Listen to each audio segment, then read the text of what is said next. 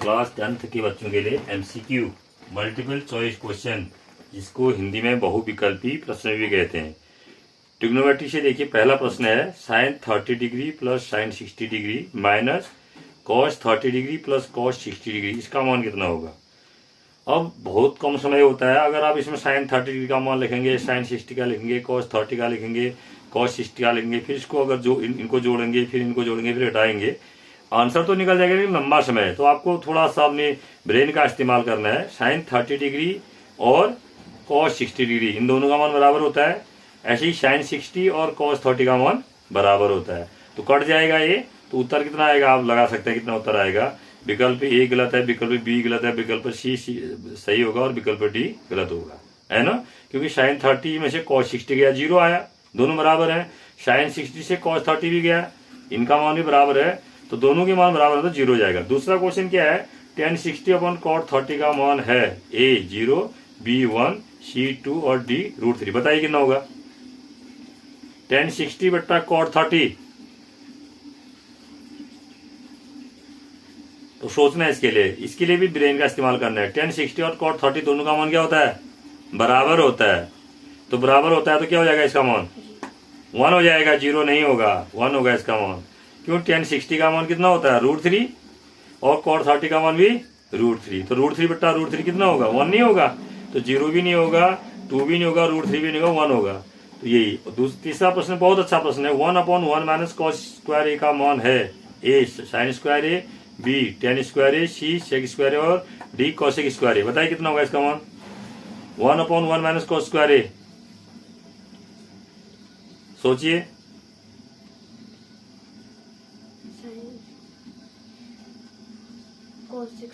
बिल्कुल cosec square होगा, क्योंकि 1/1 minus cos square, 1 minus cos square equal to sine square है। ये 1/sin स्क्वायर है, ऊपर आएगा तो कॉसेक स्क्वायर हो जाएगा ना। तो इसका विकल्प ए गलत है, विकल्प बी गलत है, विकल्प सी गलत है, विकल्प डी सही है। तीसरा प्रश्न देखिए, चौथा प्रश्न है 1/cos स्क्वायर ए ब्रैकेट में sec square A minus tan square A का मान है, कितना होगा इसका मान। 1/cos square A sec square A minus tan square A का मान सेक स्क्वायर ए होगा। कैसे होगा देखिए, sec square A minus tan square A equal to 1। ये तो 1 हो गया आपका जो ब्रैकेट में, तो 1/cos स्क्वायर ए बच गया, और cos स्क्वायर ऊपर जाएगा तो सेक स्क्वायर ए, तो इसका उत्तर सेक स्क्वायर हो जाएगा। cos स्क्वायर ए साइन स्क्वायर ए गलत है, 1 भी गलत है, सेक स्क्वायर ए। फिर है sine 45 degree plus cos 45 degree का मान।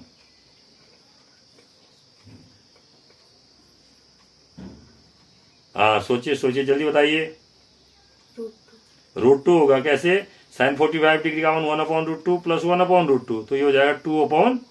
2/√2 का मान √2 होगा, तो यानी कि विकल्प सी सही है। अगला क्वेश्चन देखिए, sine A plus sine square A equal to 1, तब cos square A plus cos की पावर 4a का मान क्या होगा, ये पूछ रहा है। बहुत सरल क्वेश्चन है। देखिए, sine A plus sine square A equal to 1 है, इस साइन स्क्वायर ए को आप दाएं ओर ले जाइए, तो साइन ए बराबर 1 माइनस साइन स्क्वायर ए, और 1 माइनस साइन स्क्वायर ए किसके बराबर होता है, कॉस स्क्वायर ए के बराबर, यानी कि साइन ए का मान कॉस स्क्वायर ए हो गया। तो साइन ए का मान कॉस स्क्वायर ए हुआ। देखो हम दाएं ओर क्या ले गए, साइन स्क्वायर ए, तो साइन ए बराबर 1 माइनस साइन स्क्वायर ए, 1 माइनस साइन स्क्वायर ए किसके बराबर, कॉस स्क्वायर ए के बराबर। तो साइन ए बराबर कॉस स्क्वायर ए, साइन स्क्वायर ए बराबर उसको वर्ग कर देंगे तो कॉस की पावर 4a हो जाएगा। हो गया ना।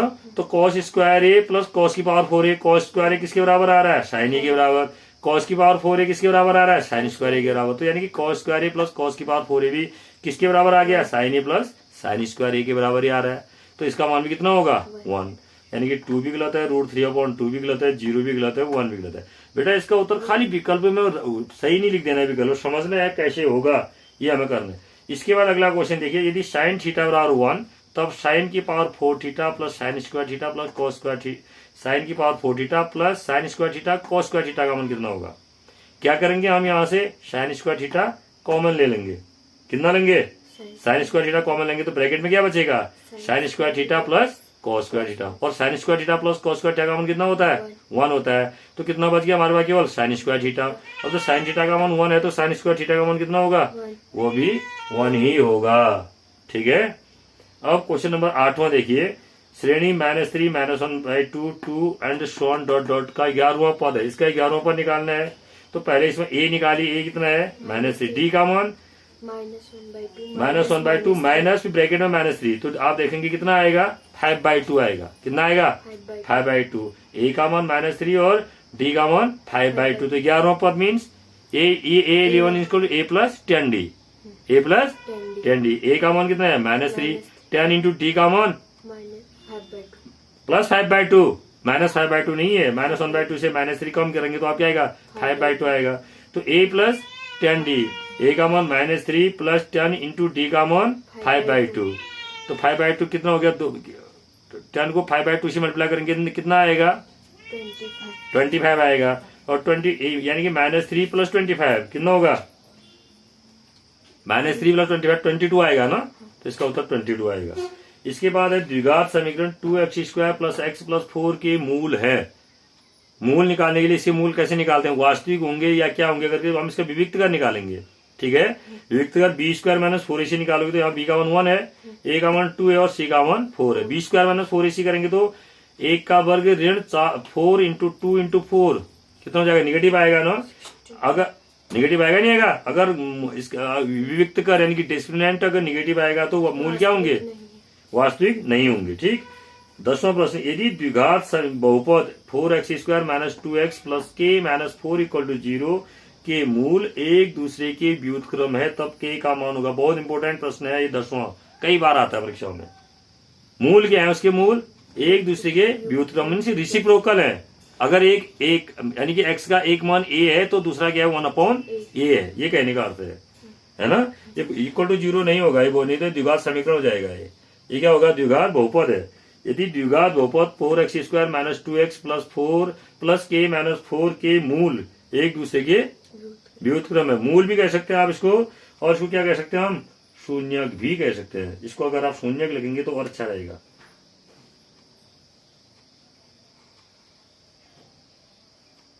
शून्यक, ठीक हो गया।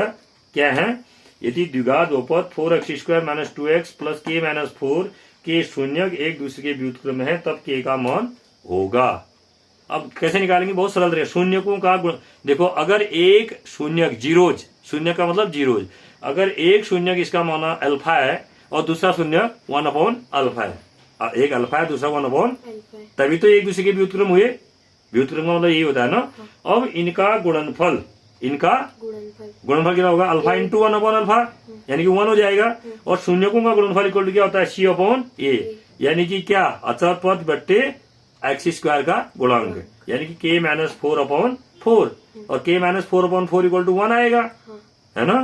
तो k minus 4 equal to 4 into 1 4 हो जाएगा, तो k इक्वल टू 8 आएगा। कितना आएगा, तो इस तरह से इसको करेंगे, इसको करना पड़ेगा तब आएगा ये। ठीक है, इसे मेहनत करनी पड़ेगी, इसे निकालना पड़ेगा रफ में, और स्पीड से काम करने की कोशिश करनी है। अगर 10 नंबर का अगर हमारे पास पेपर आ रहा है तो हमारा 10 मिनट का पेपर 10 मिनट से ज्यादा नहीं लगना चाहिए।